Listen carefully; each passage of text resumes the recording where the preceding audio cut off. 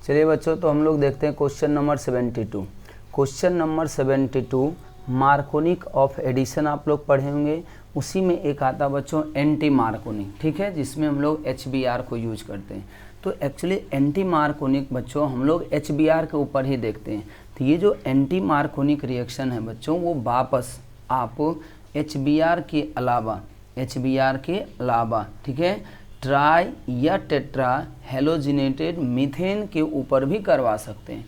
Try और tetra halogenated methane के ऊपर भी कर सकता है। मतलब ये फ्री रेडिकल एडिशन के जैसा ही होता है। जैसे HBr का एडिशन आप करते हैं, सेम तरह से एडिशन ये इसका भी होता है परऑक्साइड के प्रेजेंस में।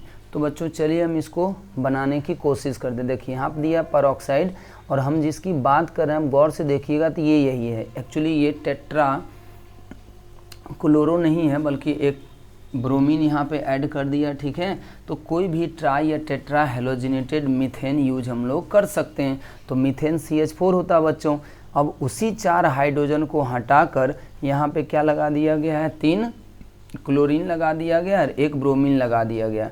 तो अगर आप परऑक्साइड की बात कर लें तो हम लोग कोई भी परऑक्साइड ले सकते हैं, ठीक है। H2O2 लेना चाहें आप वो ले सकते हैं, या कोई भी ऑर्गेनिक एसिड वाला परऑक्साइड भी हम लोग यूज कर सकते हैं। तो चलिए हम एक परऑक्साइड आपको इस तरीके से ले करके यूज करते हैं जनरली हम लोग, ठीक है। तो जैसे मान लीजिए ये हो गया, ठीक। आपको मालूम होगा परऑक्साइड किस तरीके से टूटता है, ये परऑक्साइड किस तरीके से टूटते हैं, ठीक है।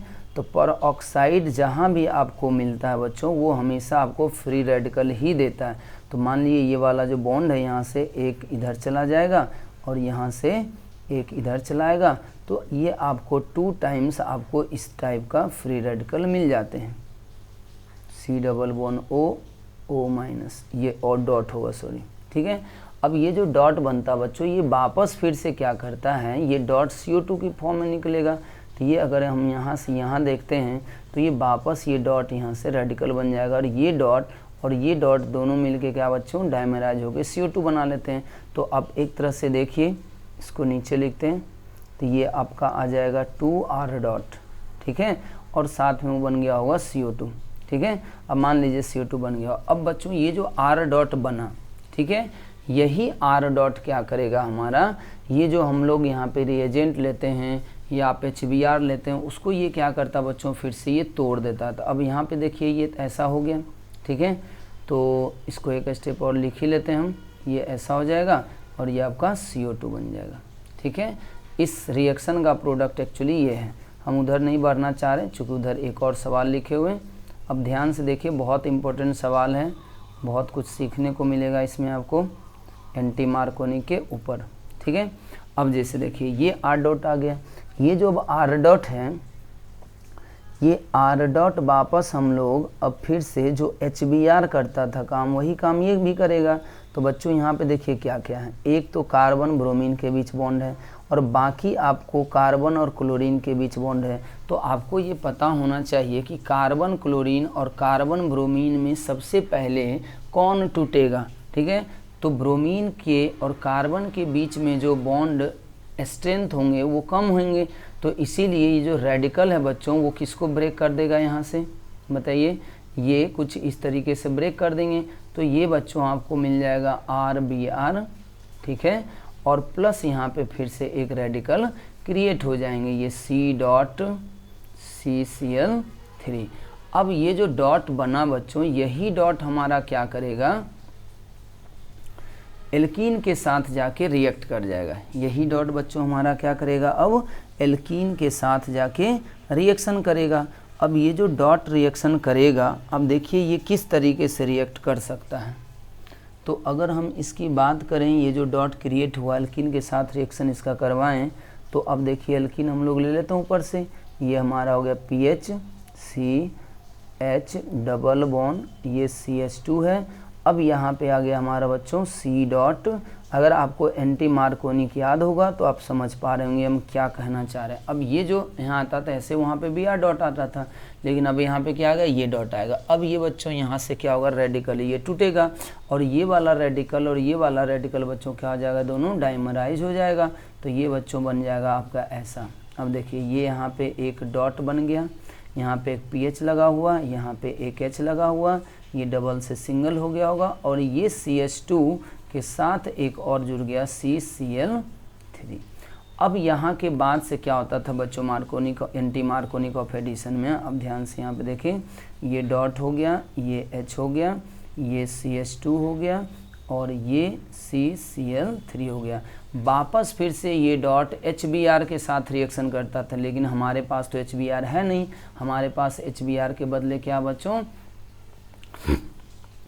ये BrCCl3 है। तो अब ये डॉट वापस इसके ऊपर अटैक करेगा। अब यहाँ से ये सोचने वाली बात है कि ये जो डॉट है बच्चों वो तो एक्चुअली प्लेनर है, आपको मालूम होना चाहिए कि इसका हाइब्रिडेशन कितना होता है, sp2 होता है। अब देखिए अगर यहाँ पे डॉट है तो डॉट तो प्लेनर है, प्लेनर के ऊपर कोई भी चीज़ बच्चों अपर साइड से भी आ सकता है, लोअर साइड से भी आ सकता है, क्योंकि ये ग्रुप सारे एक प्लेन में ट्रायंगल शेप में होंगे। एक्चुअली हम वहाँ पे बनाए नहीं हैं, ट्रायंगुलर शेप में होंगे, ठीक है। मैं कुछ इस तरीके की बात करना चाह रहा हूँ बच्चों। ये डॉट है मान लीजिए, तो यहाँ पे एक पीएच इधर गया होगा, ये H इधर आया होगा और ये पूरा जो ग्रुप है आपका CH2 CCl3 का वो ऐसा रहा होगा। ये देखिए डॉट है, तो अपर साइड से भी हो सकता है, लोअर साइड से भी हो सकता है। अब गौर से देखें तो, और ख़ास बात क्या है बच्चों यहाँ पे कि ये कार्बन जो है वो बाद में कायरल बनने जा रहा है, ये कार्बन जो है वो बाद में कायरल बनने जा रहा है।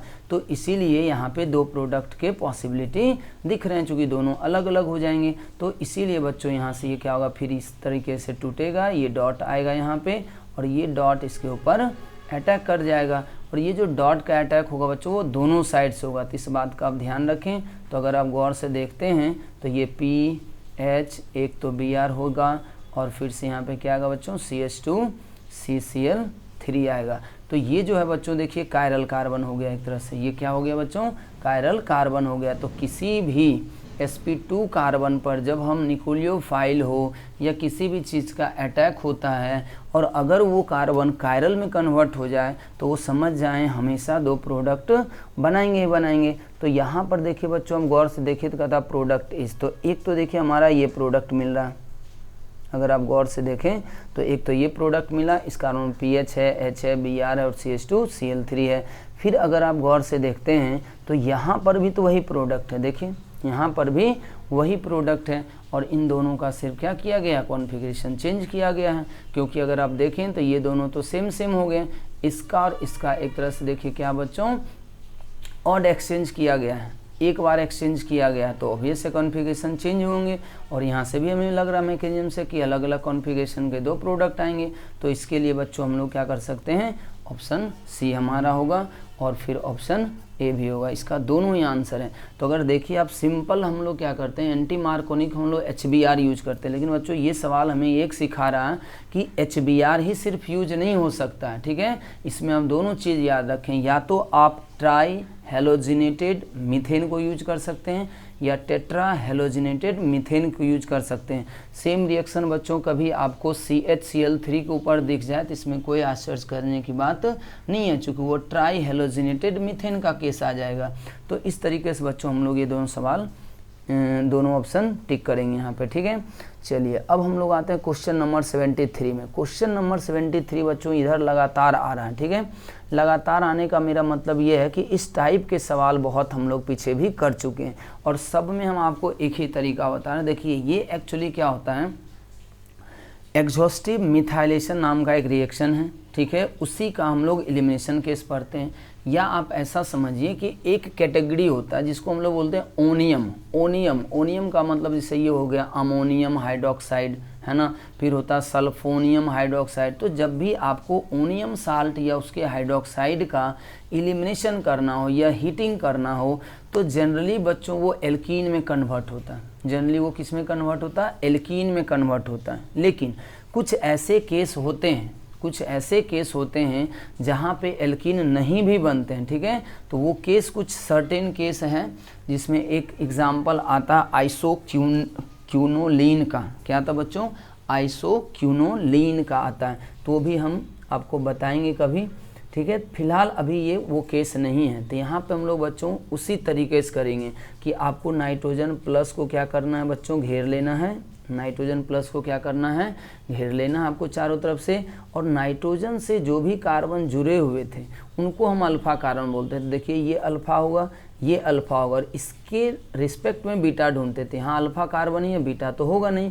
फिर ये देखिए ये अल्फा होगा, फिर ये देखिए अल्फा होगा, इसका बीटा यहाँ पर है, इसका बीटा यहाँ पर है, यहाँ पर है। तो अब हमारे पास 3 बीटा पोजीशन हो गए। अब तीनों बीटा पोजीशन में से हम किस बीटा पोजीशन से हाइड्रोजन हटाएंगे, तो वो आपको इस बात पे डिपेंड करता है कि कहाँ पे बनने वाला नेगेटिव चार्ज ज़्यादा स्टेबल होता है, कहाँ पे बनने वाला माइनस चार्ज ज़्यादा स्टेबल होगा। तो अब अगर गौर से देखिए तो यहाँ पे माइनस बनाए, यहाँ तो सिमेट्रिकल ही लग रहा बच्चों, तो इसमें बनाइए और इसमें बनाए तो ये ज़्यादा स्टेबल होगा। इसका मतलब माइनस यहीं से बनेगा। अगर माइनस यहाँ पे बना CH3 को हटा के CH2 माइनस बनेंगे, तो वो यहाँ से क्या करेगा बच्चों, E2 एलिमिनेशन के थ्रू यहाँ पे अटैक करेगा, और ये बॉन्ड यहाँ से क्या हो जाएगा बच्चों, ब्रेक हो जाएगा। तो अगर आप गौर से देखिए तो ये वाला पार्ट तो हमारा ऐसे ही रह जाएगा, ये वाला पार्ट ऐसे आएगा, ये वाला पार्ट, ये रिंग ओपनिंग कहलाता है, हेट्रोसाइक्लिक रिंग का ओपनिंग होता है बच्चों, ठीक है। तो ये ऐसे हो गया, इसका प्लस ख़त्म हो जाएगा। और गौर से देखिए तो ये ऐसे चलेगा, फिर से यहाँ से एक ब्रोकेज होके ये कुछ इस तरीके से लगना चाहिए CH2 के साथ। तो अब देखिए ऐसा प्रोडक्ट आपको कहाँ पे दिख रहा है, नाइट्रोजन पे 2 मिथाइल, नाइट्रोजन पे 2 मिथाइल, फिर ये CH2, फिर ये CH2, फिर ये CH2, और फिर से यहाँ के बाद से CH2 डबल बॉन्ड के साथ। तो ये वाला बच्चों नहीं है, देखिए मिथाइल है, नहीं है, ये भी नहीं हो सकता। तो हमारा आंसर यहाँ क्या हो जाएगा बच्चों, बी हो जाएगा, ठीक है। तो ये एलिमिनेशन का बहुत इंपॉर्टेंट है, हॉफमैन एलिमिनेशन रूल को फॉलो करता है।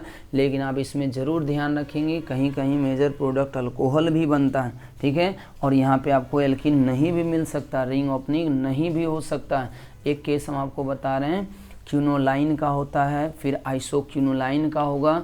ये कुछ ऐसे केस होते हैं बच्चों जहाँ पे ये नहीं बना पाते हैं एल्कीन, ठीक है। तो बाकी हम लोग और आगे इसको कभी देख लेंगे।